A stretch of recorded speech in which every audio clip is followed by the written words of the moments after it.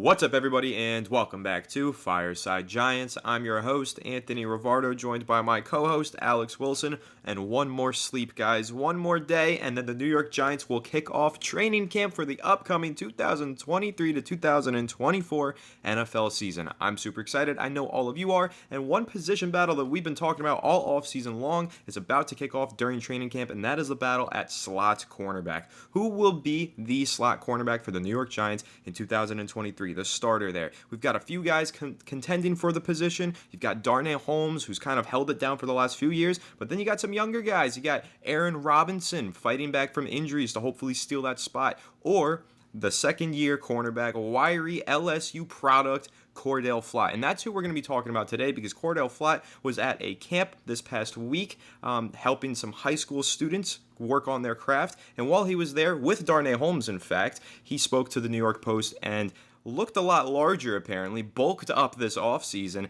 and then mentioned how he is gunning for the open competition at the slot cornerback job. So some exciting quotes from Cordell Flot that we're going to dive into in this episode, and of course discuss whether or not we think he's going to win that starting job. But before we dive into all that, make sure to leave a like if you do enjoy this episode, subscribe to the channel if you are new, ring the bell so you don't miss an episode, and comment your thoughts on the topic down below in the comment section. If you're listening on Apple or Spotify, please make sure to leave us a 5-star review, and go ahead and follow us on Twitter, Instagram, Facebook, Threads, everything else at Fireside Giants. Without further ado, Alex, how are you doing today, my friend? And what are your thoughts on Cordell Flot entering his sophomore season?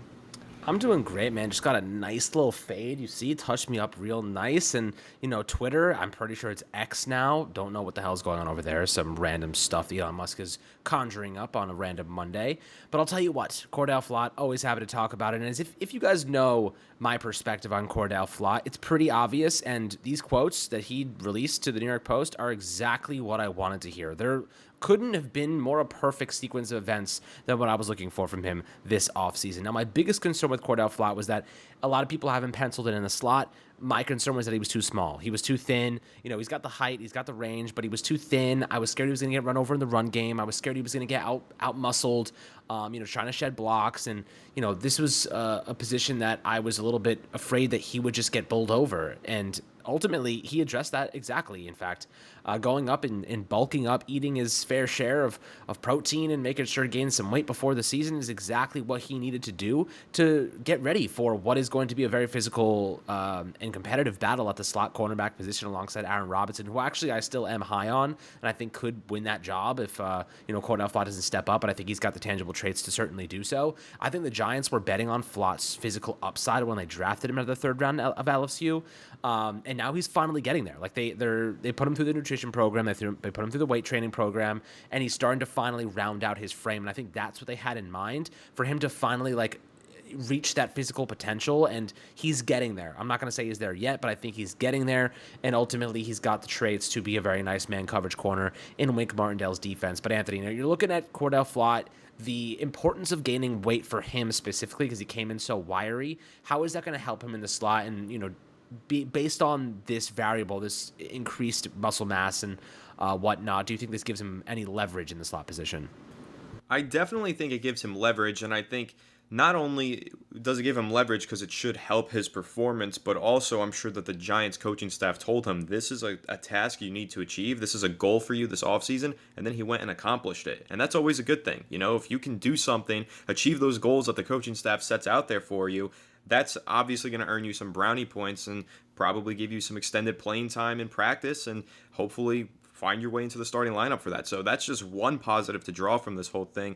But other than that, you're asking, how does this affect his game? How does this help him? Well, what he said to Ryan Dunleavy of the New York Post is this, quote, "Mostly my tackling, and that just comes with body composition and gaining a little extra weight. With my quickness and my length, there aren't too many 6'2" people that move like a shifty guy. So I take pride in that, and I'm ready to play it," end quote. So what I like about that, he mentions how quick he is. He's got a lot of agility despite his tall, wiry 6'2" frame, but he recognized that he needed to compose his body better and add more muscle mass to his frame to improve his tackling. Now, when you are entering the NFL, 6'1", 6'2", 165 pounds, you're going to get ran over. And he did a few times, and he also struggled to stay healthy throughout his rookie season. We saw Flott for an extended amount of time. He was on the field for a good amount of games, but if you guys remember, at the start of training camp last year, he was injured. And then when we got into the regular season, he was battling injuries on and off all year long. So Flott needs to stay healthy, but it's tough to stay healthy when you're only 165 pounds and you're playing the NFL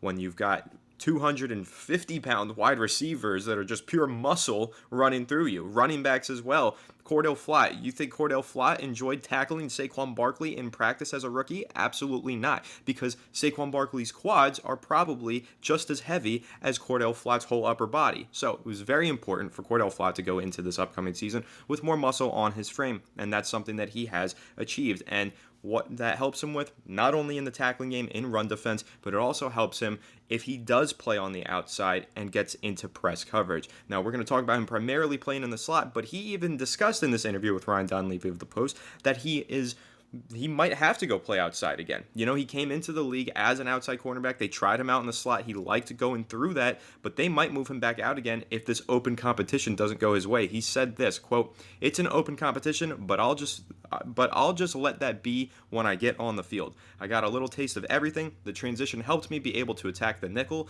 but not be too surprised if I have to move outside again." So, the Cordell Flot prepared for all those challenges. Alex, what are your thoughts on the fact that he's recognizing in his own self that he can play either way? He can play on the inside, and that's what he's going for because that position's open, but he also can fall back and play on the outside as well. And, you know, we just brought in Deonte Banks. We're all excited about him. He'll be on the outside with Adoree Jackson, of course, but you need some good depth there, and also Adoree Jackson's future past the season, a little bit murky. So what are your thoughts on the fact that Cordell Flot is kind of preparing mentally to play in the slot and on the outside this season?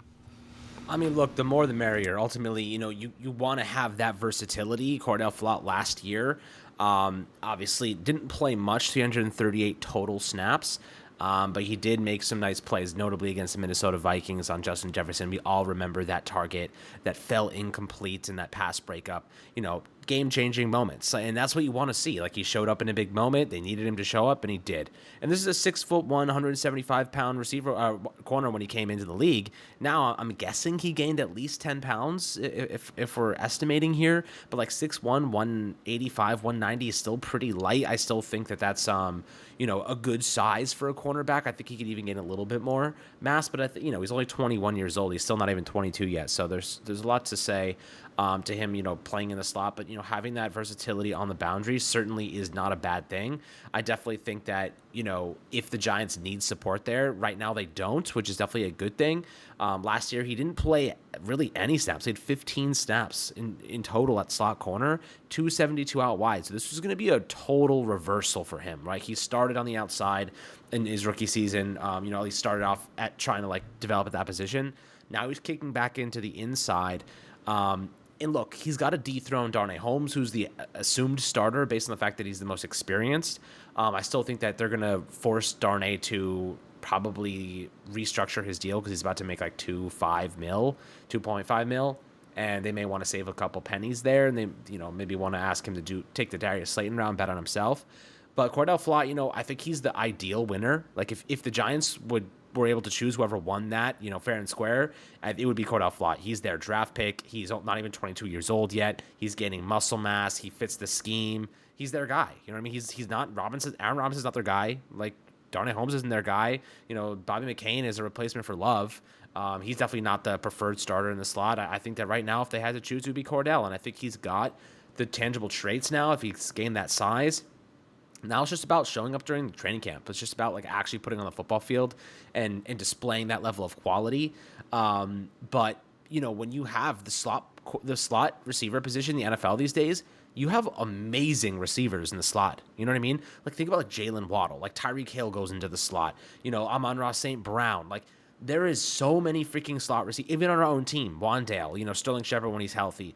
Jalen Hyatt can play out of the slot. Paris Campbell. Like, Cordell Flott's going to have his work cut out for him just practicing against our own guys. And I think that will set him up pretty nicely to go into the regular season and perform well against some of the better guys. Think about like CD Lamb. He plays a lot out of the slot. Like, is Adoree Jackson going to mirror him? Or are they going to ask, they had Darnay Holmes on CD Lamb a lot last year. That'll be Cordell Flot moving forward, and he's a much better coverage guy than Darnay. So, you need that. This is what you need. And that's kind of like what the Giants tried to do. They tried to beef up their interior presence so that their cornerbacks could be more man press, man coverage centered. Darnay Holmes, not a really good coverage corner, better against the run, better at sniffing out screens and whatnot. Cordell Flot right now is better in coverage, not so good against the run. Hopefully he can develop that part of his game and become a nice, well-rounded player for the Giants. Yeah, and I think that's really what the key is here for him as we get into training camp, because yes, they're going to be looking at him playing in the slot, but they're also going to be looking, once we get those pads on, and the Giants are hitting and then they get into the preseason, is he making those tackles? Is he getting gamey in the slot, going up and stopping the run? And then also when they move him around, when they surprise him and say, hey, go outside on this rep, or move outside in this sub package, can he do that as well? I think these are all questions that he's going to be answering, but you do have to keep in mind this is an open competition, which is exactly how he described it. Once they get into this training camp, he's not the only one gunning for that slot cornerback job. So is Darnay Holmes. And Darnay Holmes was also at that camp, spoke to the New York Post, and said, it's always an opportunity to present myself to be one of the 32 best nickel corners in the NFL, referring to going into training camp. He said it's a battle for him each year, and he's ready to get better, get each other better, and do what's best for the team, and he doesn't shy away from the competition. So the two of them, Holmes